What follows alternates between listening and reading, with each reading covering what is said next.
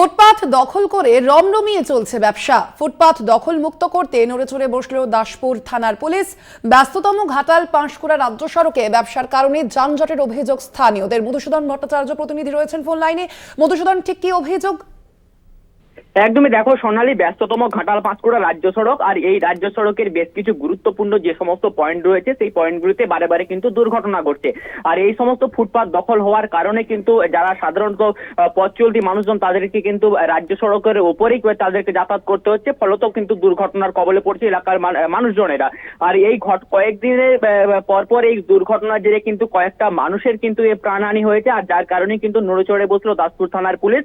দাসপুর থানার পুলিশের পক্ষ থেকে দাসপুর থানা সংলগ্ন এলাকায় যে সমস্ত যে ফুটপাত দখল করে ব্যবসা চলছিল তাদেরকে কিন্তু কড়া হুমকি, এমনকি পাশাপাশি ওখান থেকে সরিয়ে নিতে বলা হয়েছে সমস্ত দোকানগুলিকে। সেই বিষয়ে একদিকে যেমন কড়া পুলিশি ব্যবস্থা নেওয়া হচ্ছে, অপরদিকে কিন্তু দোকান উচ্ছেদ করতে কিন্তু তৎপর পুলিশ প্রশাসন। সোনালী, ধন্যবাদ তোমায় মধুসূদন।